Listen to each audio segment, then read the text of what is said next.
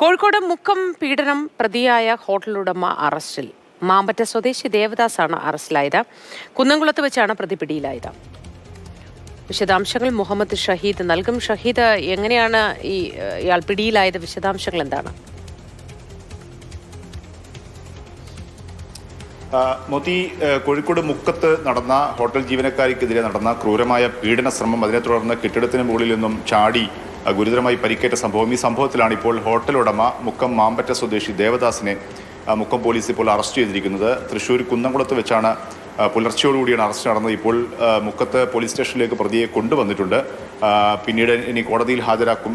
പ്രതിയെ വൈകാതെ കോടതിയിൽ ഹാജരാക്കും. പക്ഷേ ഈ കേസിൽ 2 പ്രതികൾ കൂടി ഇയാളുടെ സഹായികളായി കൂടെ പോയിരുന്ന ഹോട്ടൽ ജീവനക്കാരായ അദ്ദേഹത്തിൻ്റെ സുഹൃത്തുമുക്കായ 2 പേർ കൂടി, നസീർ, സന്തോഷ്, ഈ 2 പേർ കൂടി പിടിയിലാകാനുണ്ട്. ഇവർ ഇതുവരെ അറസ്റ്റിലായിട്ടില്ല. പക്ഷേ പ്രധാന പ്രതി ആണ് ദേവദാസിനെയാണ് ഇപ്പോൾ പോലീസ് അറസ്റ്റ് ചെയ്തിട്ടുള്ളത്.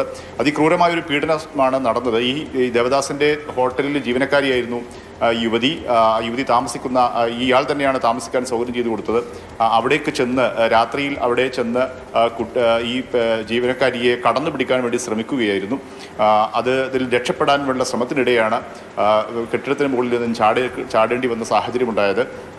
അതിന് ചില CCTV, അതിലൊരു മൊബൈൽ ഫോൺ ദൃശ്യങ്ങൾ, അതായത് ഈ പെൺകുട്ടി അവിടെ മൊബൈലിൽ ഗെയിം കളിക്കുന്നതിനിടെയായിരുന്നു ഈ പീഡന ശ്രമം നടന്നത്.